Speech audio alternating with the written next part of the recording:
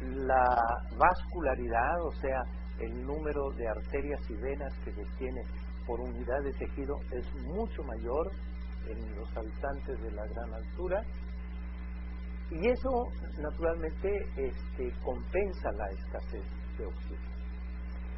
Y pueden pasar la vida entera y trascender a otras generaciones sin que nada pase.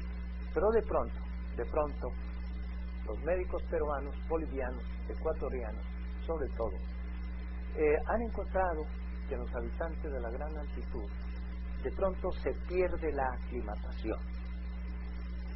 Por razones que todavía ignoramos, el centro respiratorio pierde la capacidad de respuesta.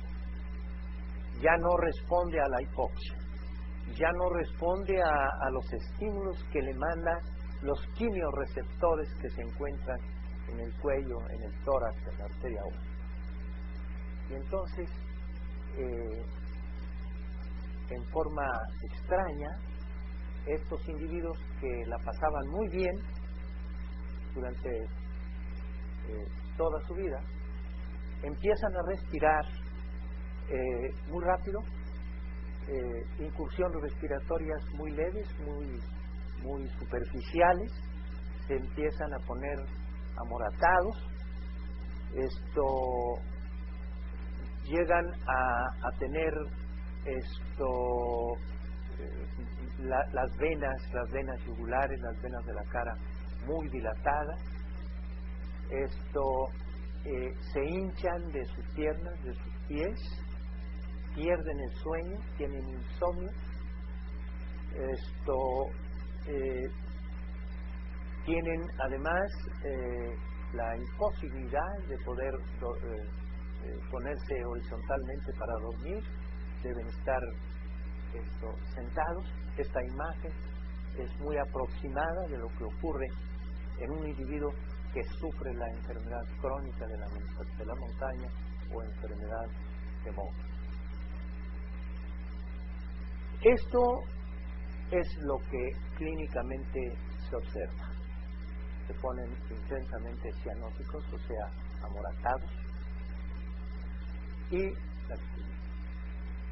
si observamos una radiografía del corazón de estas personas, vemos claramente varias cosas. En primer lugar, que el corazón crece, se hace grande.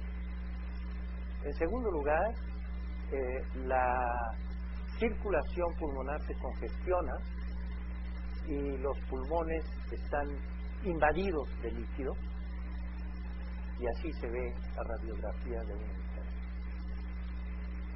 Si tomamos un electrocardiograma,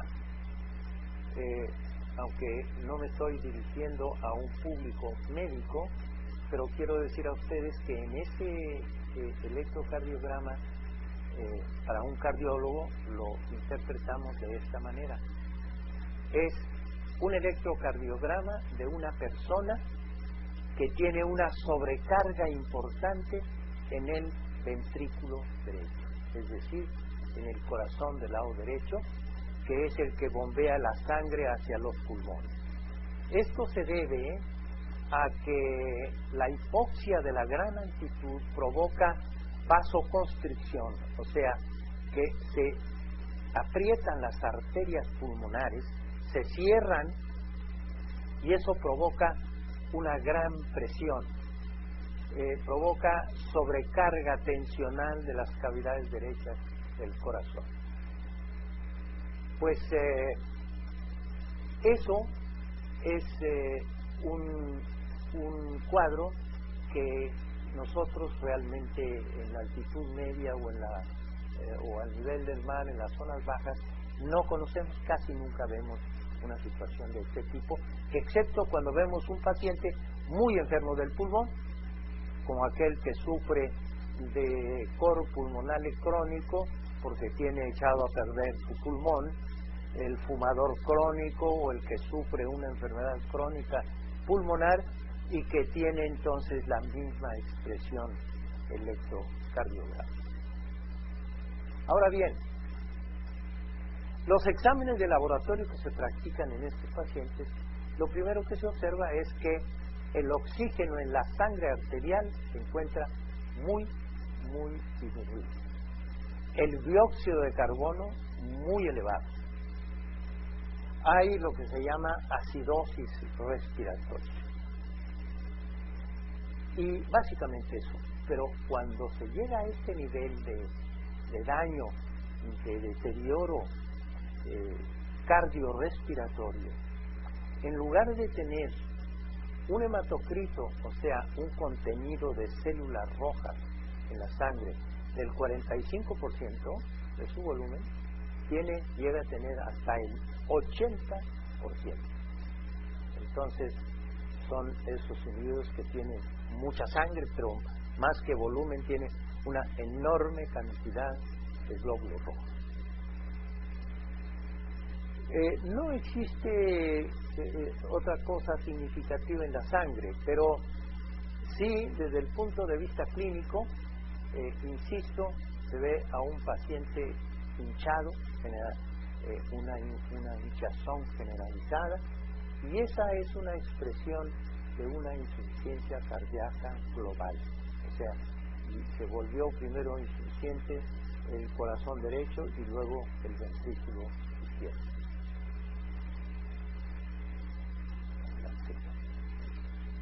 Aquí quiero que observen ustedes estas dos radiografías. La del lado izquierdo es la de un enfermo de cor pulmonar crónico o de enfermedad de Mock.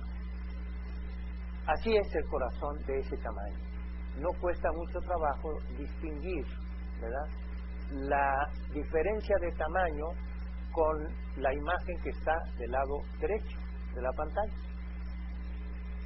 Es que este paciente fue bajado a nivel del mar y eso fue suficiente para curarse. Así de importante es la respiración de oxígeno ambiental, que en la escasez de la gran altitud produce este tipo de daño. Pero basta con que se baje ese paciente a nivel del mar o a una zona relativamente baja para que solo el organismo se compense. No necesita ningún tratamiento, no necesita de oxígeno suplementario. Con el solo exponerse al medio ambiente natural en una zona baja es más que suficiente. Y aquí también, claro, ustedes no alcanzan, los que no son médicos, a distinguir la diferencia en este electrocardiograma. Pero del lado izquierdo está el electrocardiograma del enfermo, o sea, con una gran sobrecarga de presión en las cavidades derechas. Y del lado derecho se encuentra el electrocardiograma de ese mismo paciente, pero que fue bajado a una altitud menor, y el cambio es notable de cómo se alivia importantemente la sobrecarga de tensión que tienen las cavidades derechas.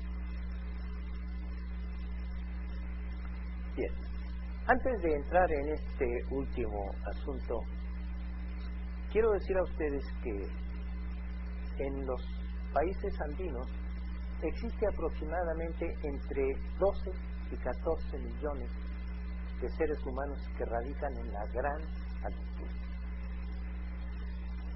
Y esto tiene mucha importancia, no solo porque física o fisiológicamente son seres diferentes, sino porque la patología, o sea, las enfermedades, son distintas.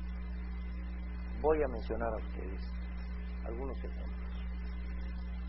En los habitantes de los Andes, de la gran altitud, casi no se conocen las enfermedades del corazón. Fíjense qué curioso, que siendo el corazón el que más se afecta, pues no, las enfermedades coronarias, o sea, la angina de pecho o el infarto del miocardio, la insuficiencia coronaria, prácticamente es desconocida. Otra enfermedad que casi no se conoce es la hipertensión arterial. ¿Por qué? Seguramente porque las arterias pequeñas, las arterias periféricas, también están muy dilatadas. O sea, no hay resistencia al impulso de la sangre del corazón, porque las arterias pequeñitas de todos los tejidos del cuerpo están muy dilatadas y por lo tanto la hipertensión arterial casi no se conoce. Tampoco, o por lo menos es muy escasa, la patología que se refiere a las enfermedades congénitas del corazón. Casi no se ven las enfermedades congénitas del corazón. No porque no existan, sino porque creemos que como estos niños nacen con algunos defectos en el corazón en la gran altitud, no alcanzan a sobrevivir o simplemente no alcanzan a nacer. Y por eso se nota como que en los países o en la población andina las enfermedades congénitas del corazón poco se ven, excepto una que se llama persistencia del conducto arterioso. Pero eso se debe a que hay paso de sangre de izquierda a derecha, y es la única patología que se ve con frecuencia en la gran altitud. Ahora bien, aquí tienen ustedes una imagen de este país, Nepal, poblaciones que están a 4.000, 5.000 o algo más metros sobre el nivel del mar. Otra imagen de ese país, Nepal. Aquí tenemos un habitante de ese país.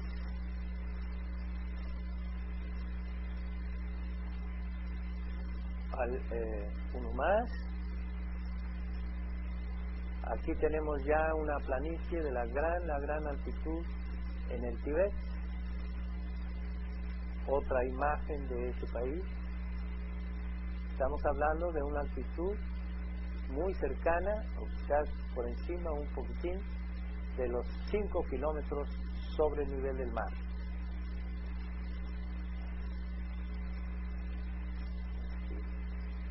Bueno, aquí me voy a detener para mencionar a ustedes algunas cosas de mucho interés.